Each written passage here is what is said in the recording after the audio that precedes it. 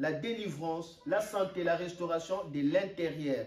En fait, le repos de Dieu permet à ce que Dieu commence à travailler en vous de l'intérieur. Voilà pourquoi Jésus dit, pourquoi vous inquiétez? De quoi devons-nous manger, boire, vêtir? Mais ce sont des païens qui cherchent cela sans arrêt. Mais vous, Dieu sait votre besoin. Il vous donne tout ce dont vous en avez besoin. Regardez les oiseaux du ciel. Ils ne travaillent pas, mais ils mangent chaque jour. C'est votre Père qui les donne à manger. Est-ce que vous n'êtes pas plus que eux? Écoutez, le travail que Jésus a dit à l'oiseau, ce n'est pas le travail lucratif ou le travail séculaire. Non, les oiseaux travaillent, bien sûr, soyons sérieux. Les oiseaux travaillent. Amen. Ils quittent le nid, ils sortent, n'est-ce pas, ça c'est le travail. Ils travaillent pour avoir de la nourriture. Mais le travail que Jésus dit que les oiseaux ne travaillent pas, c'est quoi? Est-ce que les oiseaux s'inquiètent pour la nourriture? Ils ne s'inquiètent pas. En sortant, ils savent qu'il y a déjà une provision de la nourriture. Alors, le travail que Jésus dit, ils ne travaillent pas. Mais ils mangent tous les jours parce que Dieu le donne. Ce n'est pas le travail physique, c'est le travail du cœur. Cela veut dire qu'ils ne s'inquiètent pas. Ils ne s'inquiètent pas, alors Dieu le donne. Jésus voulait dire tout simplement, ne vous inquiétez pas. Si votre cœur n'est pas dans le travail, votre cœur est dans le repos, dans la paix, vous êtes confiant de Dieu, alors Dieu commencera à vous donner tous les jours tout ce dont vous avez besoin. Et puis il dit encore, regardez les lys, c'est-à-dire les herbes, le fleur. Il dit, ils ne tissent pas, ils ne coupent pas. Mais cependant, les lys ou les herbes sont mieux vêtues que Salomon dans toute sa gloire. Ils ne filent pas, mais ils sont mieux vêtus que Salomon. Ici, Jésus-Christ voulait dire tout simplement, observez comment est-ce que les arbres, disons les fleurs, il a utilisé les herbes, ou les arbres, comment est-ce qu'ils sont vêtus? Le vêtement des arbres vient d'où? Ça vient de l'intérieur, n'est-ce pas? À travers des veines, n'est-ce pas? C'est de l'intérieur des veines qui fait à ce que l'arbre est toujours vert, est toujours bien. Vous voyez? En fait, c'est de l'intérieur. Donc Jésus qui voulait dire tout simplement, vous avez besoin de cette vie de l'intérieur, cette présence de l'intérieur qui va faire à ce que votre corps soit bien tissé. C'est-à-dire, cette présence-là va coudre votre corps. Vous aurez une santé divine.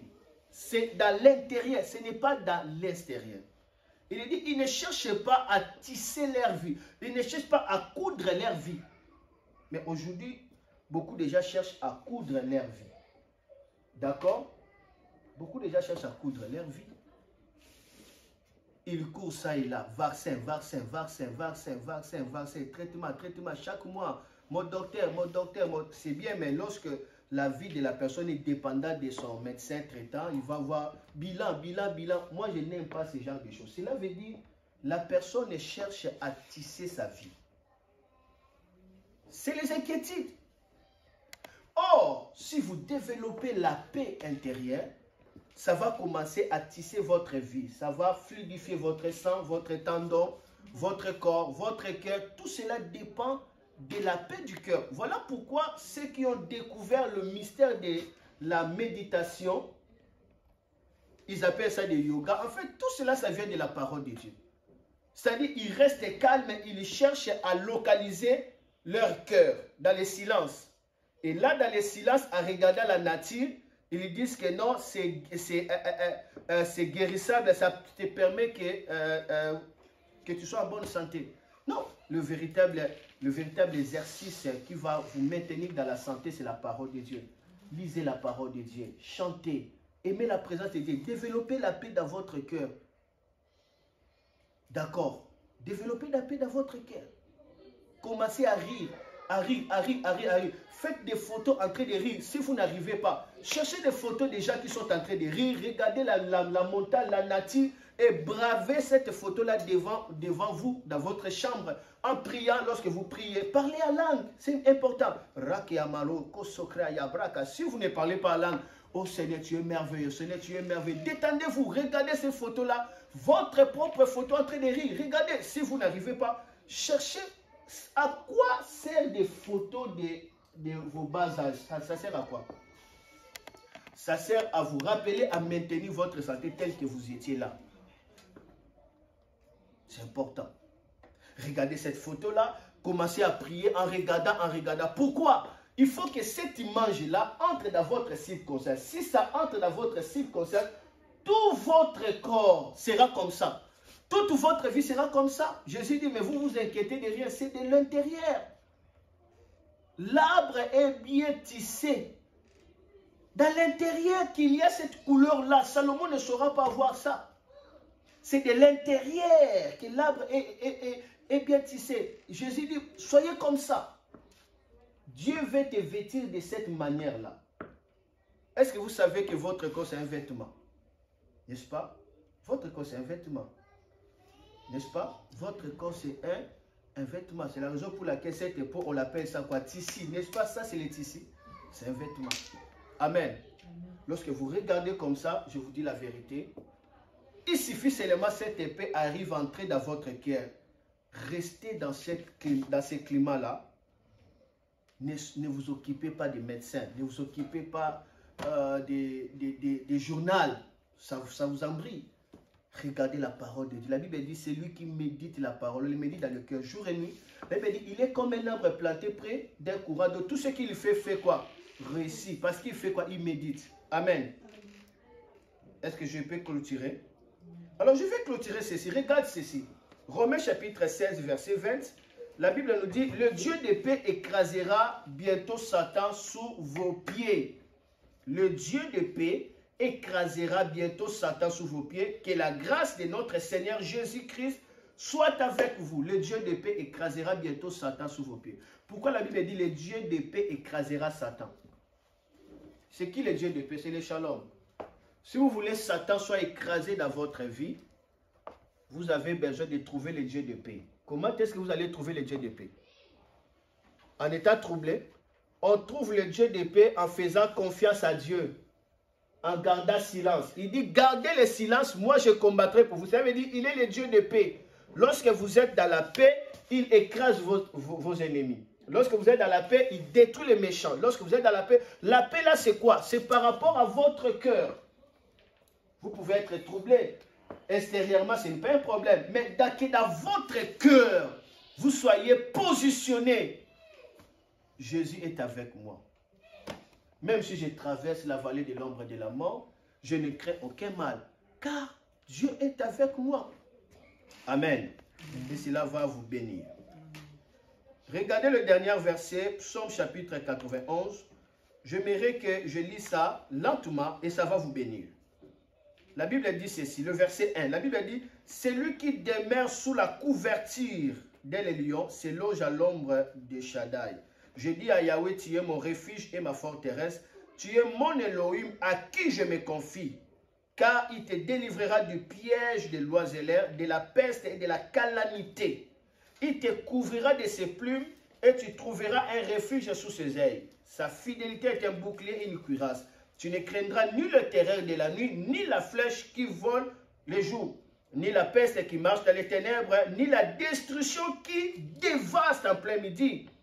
Que 1000 tombent à ton côté, 10 000 à ta droite, elle n'approchera pas de toi. De tes yeux, tu regarderas, tu verras la rétribution des méchants. Soulignez le verset 9. Car tu es mon refuge, Yahweh, si tu fais d'elle les lions ta demeure, aucun malheur ne s'approchera de toi, aucun fléau ne s'approchera de ta tente, car il ordonnera à ses anges de te garder dans toutes tes voies. Ils te porteront sur les pommes de peur que ton pied ne heurte contre une pierre. Tu marcheras sur les lions, sur les cobras, tu piétineras les lionceaux et les dragons. Ça, c'est merveilleux.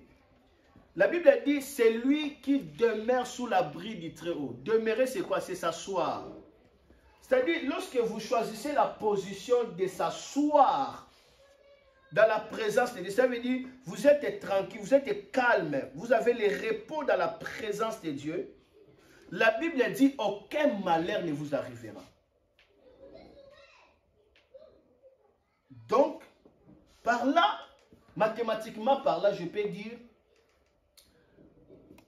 on gagne plus en restant tranquille dans la présence de Dieu et on perd beaucoup en état agité parce que nos agitations ne changeront rien, ne va rien améliorer. Et nous devons garder cela dans le cœur que personne ne peut améliorer Dieu. Personne ne peut améliorer Dieu. Cela veut dire qu'il n'y a aucune chose qui peut améliorer Dieu. Dieu est Dieu, il est intact, il est parfait, il est absolu. Alors comme rien ne peut améliorer Dieu, faisons confiance à Dieu. Ce que Dieu dit, ça reste comme ça. Ça ne change pas, c'est tellement parfait. Si seulement vous demeurez dans sa présence, vous êtes dans la position assise. La Bible dit, vous allez piétiner les lions, les dragons et les vipères. Vous allez commencer à les piétiner. La Bible dit, la calamité ne s'approchera pas de ta maison. Lorsque simplement tu as choisi les très hauts comme ta demeure, vous demeurez sur quoi ou sur qui? Amen. Mais souvent, c'est tellement difficile d'être calme. Oh, être calme, c'est simple. N'est-ce pas? Mais les gens trouvent ça difficile de rester calme. Mais or, c'est simple. Restez simplement calme. Et crier, et rester calme. Qu'est-ce qui demande plus de force? C'est crier, qui demande beaucoup d'énergie. On te dit, restez calme. Mais les gens n'arrivent pas. Je vous dis la vérité. Le calme amène le trône de Dieu. Je vous avais donné le témoignage, non, de mon fils Haïdine. Lorsqu'il avait encore quelques mois, n'est-ce pas? Il avait quelques mois. D'un coup, mon fils est devenu aveugle. C'était la cécité vraiment terrible parce que les yeux ne s'ouvraient pas. Les yeux ne s'ouvraient pas. Vous voyez, pendant ce moment-là, on criait, sa mère, lorsqu'on a su que les yeux ne s'ouvraient pas, ça fait au moins 5 heures du temps. Et quand j'ai pris la clé, j'ai sonné. Directement, l'enfant commence à faire comme ça. Il met le nez comme ça. Il suit le mouvement. On a su que directement, l'enfant est devenu aveugle. Pourquoi? Comment on a su? Parce qu'il commence à réagir par quoi? Par l'essence.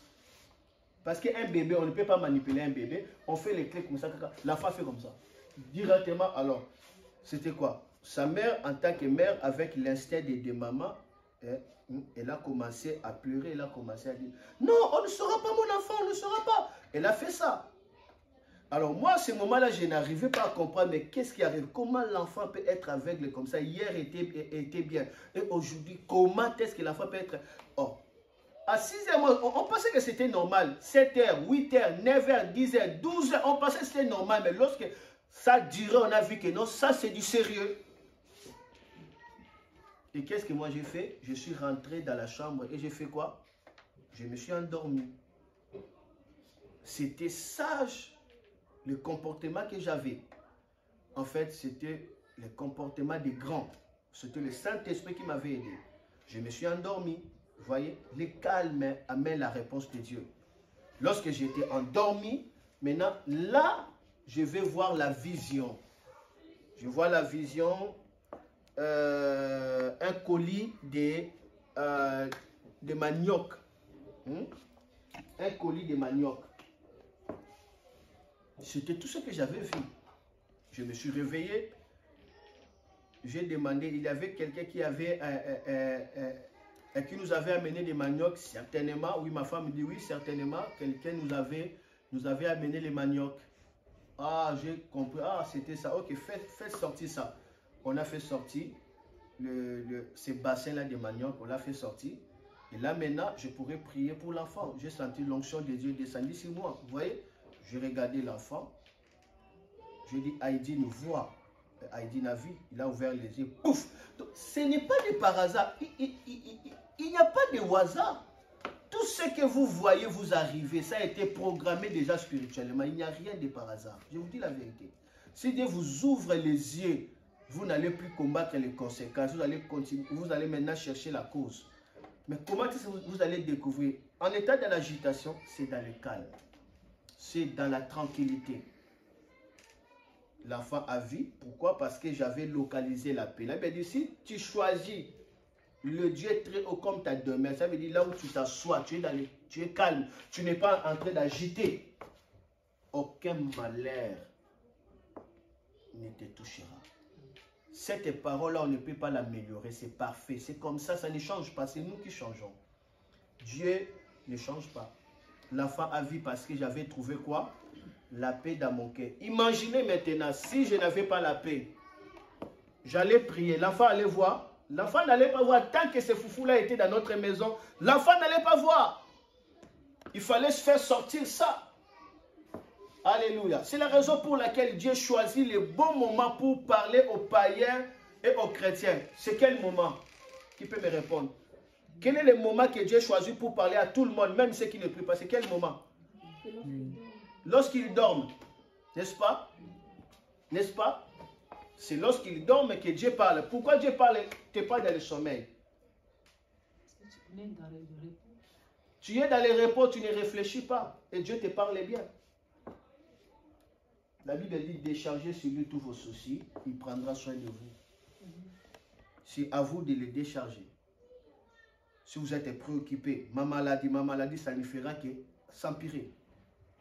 Et si vous avez une fausse foi, à chaque fois de crier, je ne suis pas malade, je ne suis pas malade. Fausse foi, tu es malade. Pourquoi tu dis je ne suis pas malade? Tu as peur de la maladie. Tu es malade. Tout ce que tu veux dire, je suis en bonne santé. Je suis en bonne santé. Faites-le bien. Je suis en bonne santé. En bonne santé. Plus tu le répètes, tu le répètes, tu le répètes, ça entre dans ton subconscience. Directement, ça donne l'ordre au système nerveux responsable des sons. Nous avons reçu l'ordre de notre maître que nous sommes en bonne santé. Alors, comportons-nous en bonne santé. Le corps commence à se comporter comme ça et vous êtes en bonne santé. Ce qui tue les gens, ce n'est pas la maladie, c'est le cœur. Tu peux être bien lorsque tu seras diagnostiqué, on te dit que tu as telle maladie, directement ton corps réagit. Pourquoi ça? Pourquoi?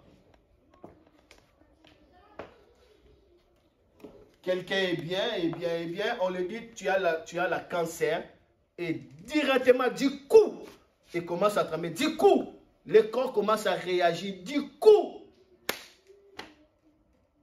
n'avez-vous jamais remarqué, une fois seulement la personne était à l'hôpital et puis ça n'a pas pu faire beaucoup de jours, il est mort? Je dis la vérité, ça tue les gens. Et surtout dans ces systèmes où les gens sont incrédules, ils ont confiance à l'intelligence, ça tue les gens. Tout ce que Dieu vous demande aujourd'hui, que votre cœur ne se trouble pas.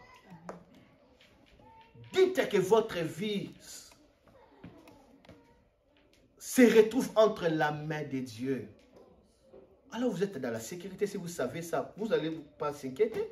Vous êtes dans la main de Dieu, si vous mourrez, vous êtes au ciel. Quelle belle espérance de savoir que si tu meurs, tu es au ciel. Alors tu ne vas pas te préoccuper de ta santé, tu te préoccupes de la présence de Dieu. Tu vivras encore très longtemps. Très longtemps, tu vivras très longtemps. Si tu choisis le Dieu très haut comme ta demeure, la Bible dit aucun malheur ne fera quoi?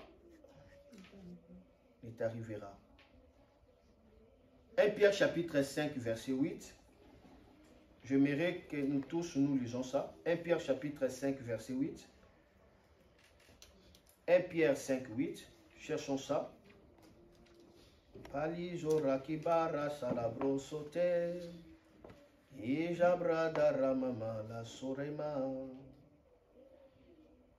La paix vient par la paix que nous développons dans notre cœur. N'attendons pas la paix pour avoir la paix. Commençons à développer la paix et la véritable paix fera quoi? Viendra. Tu développes la paix en faisant confiance à qui? À Dieu. L'Éternel est ma lumière. De qui aurais-je crainte? Il est mon salut. De qui aurais-je crainte? Même si les ennemis cherchent à dévorer ma chair, c'est eux qui vont tomber parce qu'il est ma lumière. Je dis 1 Pierre combien? Quel verset? 8. Ok. 1 Pierre 5, 8. La Bible dit, soyez sobre. Tu sais, sobre, cela veut dire vous êtes calme. Vous êtes tranquille. Vous avez la sobriété. Vous n'êtes pas ivre. Vous n'êtes pas agité. Sobre, cela veut dire être serein. C'est ça la sobriété. La Bible dit, soyez sobre.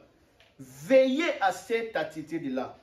Parce que le diable, votre adversaire, marche comme un lion rougissant, cherchant qui il va dévorer. Cherchant qui il va faire quoi dévorer? Il marche comme un lion rougissant, cherchant qui va dévorer. Dans d'autres versions, il rôde comme un lion rougissant, cherchant qui va dévorer. Rôder, c'est le langage des voleurs. Quand les voleurs rôdent, ils cherchent quoi? Ils cherchent une porte, n'est-ce pas? Cela veut dire que vous n'êtes pas disponible à Satan. Je vous dis la vérité, Satan rôde seulement. Il rôde. Cela veut dire qu'il cherche une porte pour faire quoi? Pour entrer, pour dévorer. Tant qu'il ne trouve pas la porte ouverte, il ne va pas vous dévorer. Maintenant, qu'est-ce qu'il ouvre la porte? Remontons le verset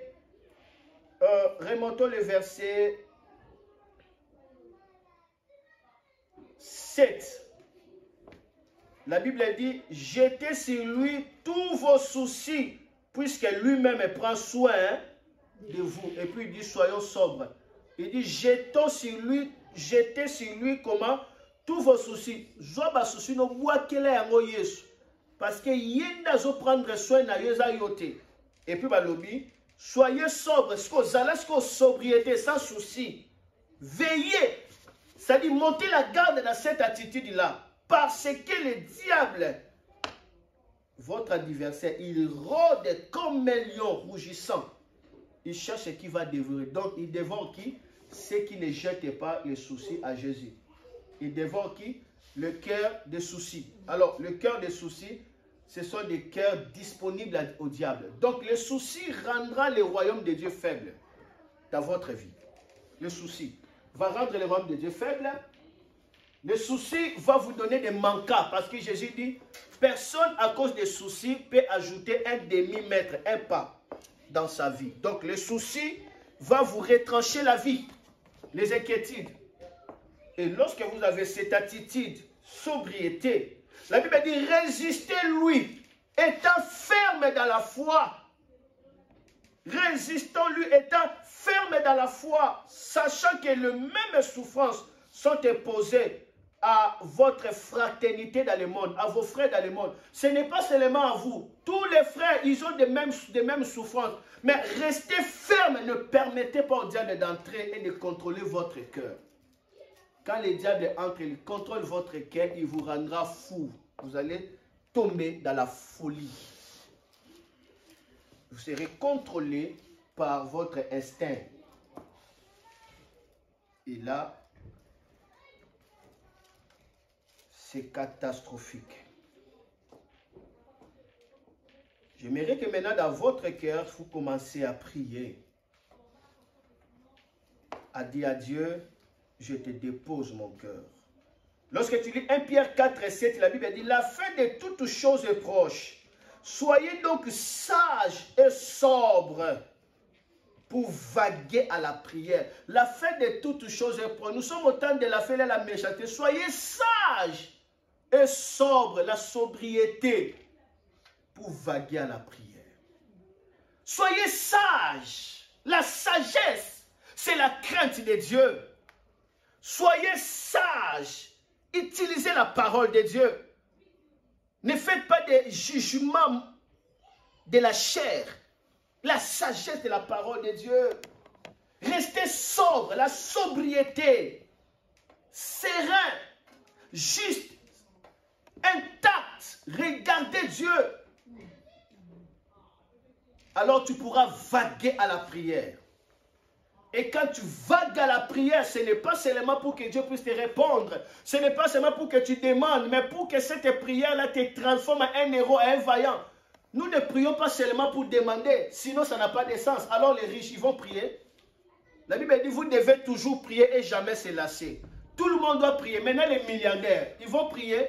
Si la prière était seulement question de la demande, Dieu, donne-moi, donne-moi. Non, la prière, c'est une communion. Puisque tu pries, la présence de Dieu commence à changer ton caractère. Puisque tu pries, la partie de Dieu entre à toi. Puisque tu pries, tu deviens une source de bénédiction pour les autres. Alors, soyez sages. Soyez sobres. Pour faire quoi? Vaguer dans la prière.